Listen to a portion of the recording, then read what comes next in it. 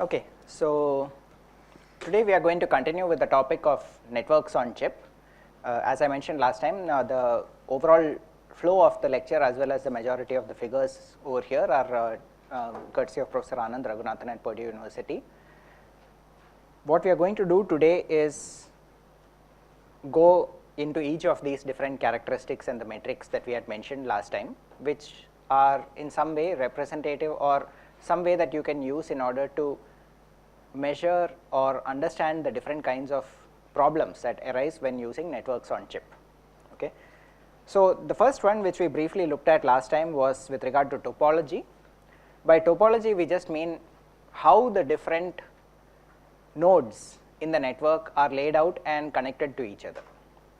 Okay. So, this is literally the physical or at least the logical connectivity between the different nodes, right. What that means is that the sizes of the nodes or the lengths of the lines that are used in order to draw these links between them may not be exactly coinciding with what happens on the actual silicon system, but these are the actual connections that exist, right. So, for example, over here we have a two-dimensional mesh. There are 9 nodes. In this case, in general, when I talk about nodes, a node is something that's doing some kind of computation, right, and the links are just some way by which I can get data from one node to another.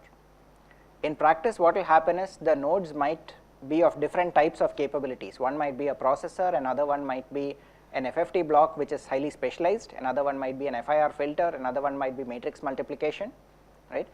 But we do not care, all that we care is each node is capable of doing computation and we need to be able to transfer data from one node to another. The torus is an extension of the 2D mesh that makes it easier to communicate from one end to the other logically, right, but physically, as we can see, it means that you need long wires which might lead to other kinds of problems. A 3-dimensional hypercube is in some ways better because it provides additional connections between nodes, but once again, how do you actually realize this on physical silicon is a different question, right. Another way of looking at the topologies could be like this. One common topology is when you have a large number of computational elements just connected together in a ring, right. The octagon is one which tries to provide sort of shortcut connections between things that are otherwise far apart and therefore reduce the maximum distance that a packet might or that data might need to flow. Okay. And a crossbar is sort of the best case where every node is directly connected to every other node, which means that the latency required for communicating data from one node to another is minimum, but on the other hand the sheer number of links that you now need to lay out in hardware on silicon will probably make this impractical except for very specific small cases. Okay. So, this much we saw last time. Let us go a bit further and understand what are some metrics that we might use in order to actually quantify what the usefulness of a particular topology is. So, in particular there are a few different terms that come up. One is called the bisection bandwidth. There are other things called the node degree and the node diameter, which we will go into in a little bit more detail now. So, before understanding that, we need to sort of look at bus structures and understand what we mean when we are talking about bottlenecks. Okay. So, this is the case of a regular shared bus, the original, before we started off with a network on chip, right. And as you can see over here, the blue curve, the blue line, highlighted line shown in the upper part of the figure essentially shows you the best case latency. You can think of it as best bandwidth or best latency, because primarily what we are saying is if I want to transfer X amount of data, how quickly can I get it from node 2 to node 6 in this case, or the other way around. Okay. Now, why I am calling this the best case is the entire bus bandwidth is available to me.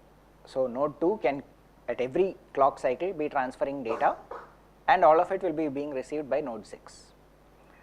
The problem is what happens when multiple communication channels are required at the same time, right. We did discuss one possibility of having a so called shared bus or a split bus, where for example, if one was talking to 2 and 3 was talking to 4, they might potentially be able to talk without interfering with each other. But right now if you have communications of this sort, 1 is talking to 5, 2 to 6, 3 to 7 and 4 to 8, this part over here becomes a bottleneck.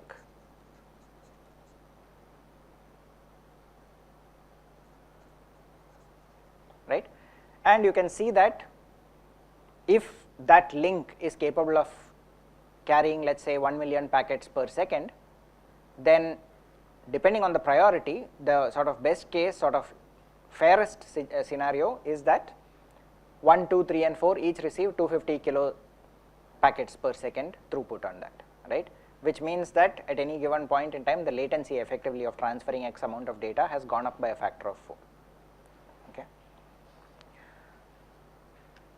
A crossbar is in some ways better in the sense that what is happening inside this block over here is that it actually allows us to make any arbitrary connection from the left side to the right side. So 1 can be connected to 5, 2 can be connected to 6, all can happen at the same time. So it gets rid of that problem of the shared bus. The problem now happens when everybody is trying to talk to the same destination, right. So let us say 1, 2, 3 and 4 are all trying to talk to 8, then that becomes an issue even with a crossbar. Is this unrealistic? Possibly, but not too unrealistic, because just think of 8 as the main memory of the system, right. If that was the case, then everybody is very likely to be trying to talk to 8, right, getting data into or out of 8. What about a two-dimensional mesh structure, right? Again, because you have all of these links, in principle 1 to 4, 2 to 5, 6 to 7, well 8 to 9 in this case, all of them can happen at the same time in parallel, right. The bottleneck would come up in this situation where let us say that many of them are trying to talk to 6, right.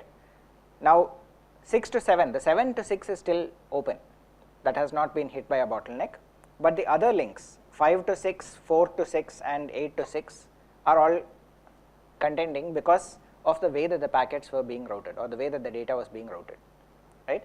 But what this shows you is, if I look at this alternative,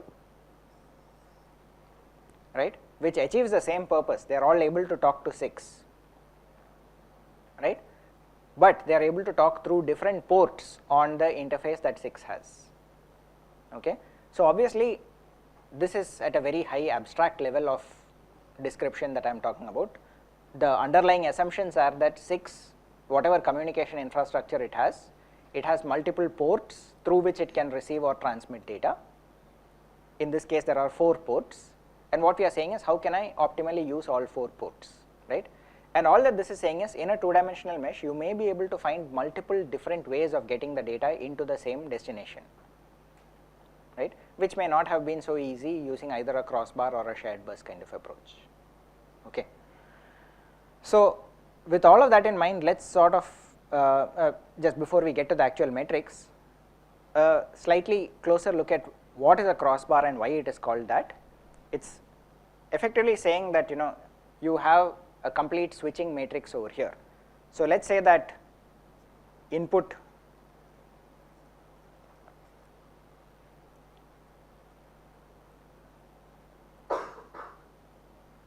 wanted to communicate with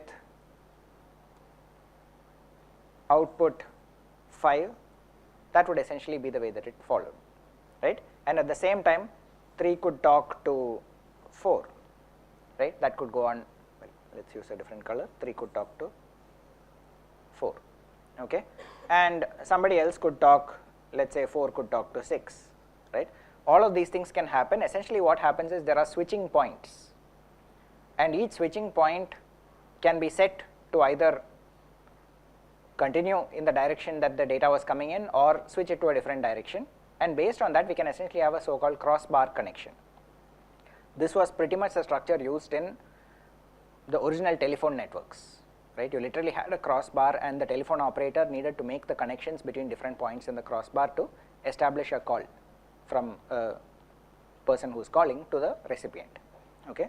Nowadays of course the way that switching happens is slightly different, but the underlying concept of a crossbar basically allows you to do certain things such as connecting multiple things at the same time. Okay. The cost is obviously high. There are m into n switch locations over here, right, which means that it is very difficult to get this to scale as m and n increase, right. The number of intermediate values that you need to store over here can grow quite dramatically. An alternative that is used to that is something called a multi-stage interconnection network. I have n input ports, m output ports. What will essentially happen is that I could, for example, have a connection that looks something like this. Let us say that I wanted to go from 1 to 5, right. One way of doing it could be that I will go through this, and over here I will switch down to this side. I will then the other way, the switching actually happens over here, then this one would go through, this could go down here, go through this, and this could go down here. This might be one way by which one could reach 5, right. Similarly, 3 could go to 2 by going through something like this, right. What is effectively happening over here is you have multiple stages, so the total number of switching points that are required may not be m into n. There are ways of designing these intermediate switching blocks, switching stages, such that the overall complexity of this multi-stage network becomes much less than m into n. It allows you, in the best case, to actually get complete m cross n connectivity, right. But there can be situations where you are not able to establish a connection even though the normal crossbar might have permitted it, okay. So you sacrifice some amount of flexibility for a more compact or easier to design implementation, okay. So now let us look at some of the node metrics that are used in order to measure the quality of different topologies. One of them is so called node degree, easy to understand. It basically says how many adjacent nodes am I connected to. So in this case I can see that node 0, for example, is connected to 1 here and 1 here, so degree is 2 in the ring structure, right. In the octagon I have 3, and in the complete crossbar I will have 7 because I am connected to everybody else, right. So in some ways, what would you say about node degree? What is desirable? Higher the better, right. So the higher the node degree the better, because it means that I have more choices in terms of where to send the data next, okay. But from a hardware point of view, higher may not be good. From a communication point of view, higher is good. One very important term that is used in understanding networks is the so called bisection bandwidth, right. Bisection is essentially saying I need to take the graph corresponding to the connectivity and find a cut set, similar to what we were talking about during pipelining, right. I need to find a cut set, a set of edges that if I remove them will split the graph into two parts, not necessarily equal halves, right, just 2 parts, 2 separate completely disjoint parts, okay, and a minimal set of edges. So of course if I remove all the edges, it breaks it into more than 2 parts, that is not particularly meaningful. If I can find a minimal set of edges such that if I remove them, it will break it into 2 parts, or if I add any one of those edges back, it is no longer disjoint, okay, that is a cut set. So I can identify cut sets. In this case the cut sets again are obvious. You can see over here that one possible cut set is this vertical line going through between 0 to 7 and 3 to 4, right. What is the bisection bandwidth is essentially the aggregate bandwidth that essentially forms the cut across those lines, okay. So what happens over here is, supposing I call this the connection between 0 to 7 as one link bandwidth, 3 to 4 is another link bandwidth, the total bisection bandwidth in this case, that is the total bandwidth of that cut set, is twice the link bandwidth, okay. Typically what we are interested in is what is the worst case bisection bandwidth for a graph. So which is that worst cut set which will give us the smallest bandwidth, in the examples that I have given here, they are all identical, right? They are completely symmetric graphs. So bisection bandwidth for whichever such cut that you take pretty much works out to be the same. In the case of the octagon, it's interesting. What happens is, in order to bisect, I actually need to cut a whole lot of edges. If I add it up, I will find that it is actually 6 times the link bandwidth. Okay. So this is interesting. Effectively what it's telling you is, the bisection bandwidth in some way is a measure of how many distinct nodes can talk to each other at the same time, right? Because effectively what happens is, the moment 0 is talking to 7, it's as though that link has gone from the network, nobody else can use it. Okay. But if there is some other way by which one can talk to 6, then that's good, one can still continue talking to 6, right, even though 0 and 7 are blocked, I can't go through that route. Okay. The crossbar, once again, as you might expect, gives you the best possible, the bandwidth, 16 times the link bandwidth in this case. Another metric is something called the network diameter, which basically tells you, if I have a large network, many nodes, what is the worst case number of hops. Okay. So a hop in this case comes about, the notion of a hop comes about because we are saying that data is not directly going from source to destination, it is being transmitted through a bunch of intermediate nodes, right. And in this case, the worst case that I could have is that I need to go from somewhere here through all of these links to get to this point.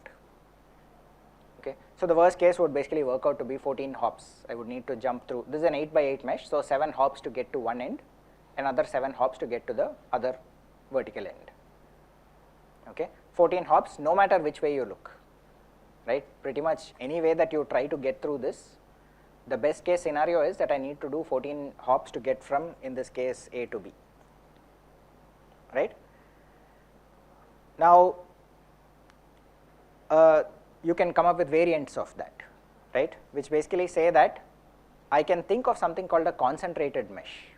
A concentrated mesh is essentially saying I will take 4 of these together and essentially maybe give them a common buffer for data, right. So now what happens, how do I measure the time taken to get from A to B? I essentially need to hop from here to here, here to here, here to here, then here, here and here. Internally I don't care, I only need to worry about the higher level granularity, how do I get data from one end to the other. That happens, for example, if these 4 are able to share a common buffer for the data, for example, right. Obviously there is a trade off, it now means that 4 of them are going to be fighting for that buffer. So if those 4 then want to continuously transmit data, once again that might become a bottleneck, but at least the number of hops can be reduced. Okay. There are many variants on this, right. What is happening over here is that you actually have this concept of long links, right. So a long link will essentially potentially give you the ability to go directly from one end to the other, right, similar to what we had in that octagon case where we provided a shortcut from one end of the graph to the other, right. So those kind of hops are possible in, or rather in this case it's called a flattened butterfly structure, but in any case you can come up with variants or ideas of your own of how to create those kind of longer hops, right. The problem is, why did we bring about the idea of a network on chip in the first place? We wanted to avoid long wires, right. So this obviously once again becomes an engineering trade-off, right. You want to reduce the number of hops so that the communication is better, but on the other hand, having long wires will require more buffers, it will require repeaters, it will require larger driver transistors, more capacitance to deal with, maybe more power consumption, right. So as usual in any other problem in design, it's an engineering trade-off that you need to come up with. Okay, so that takes care of the metrics that we are usually interested in to understand the different kinds of network on chip topologies, right. Now let's look at the implementation aspects. Yeah. Yeah.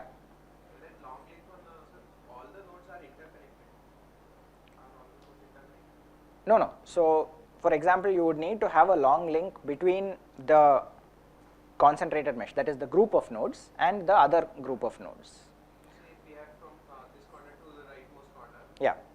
So what about the in between cells, like how will well, you will need to have connections to those also. Yeah. So that's the problem, right? I mean, it essentially says if I want to communicate from here to here, I need another link, and possibly also I might need something. So then it becomes a question: do you really provide links here also? This becomes a question mark. Do I really need to do this or not? Or do I just say that I'll go to the other end and then hop back from there? Okay. So that's my point. I mean, you can make it's not that this is one standard topology. All that it's saying is by introducing the idea of long wires, you could potentially shorten the distances to other things. The trade-off is the long wires will have problems of their own, right? So the design of these things is, like I mentioned last time, it comes down to this problem of so-called small world networks, right? How quickly can I reach my destination? Where are the places where I should provide those shortcuts to get the best impact?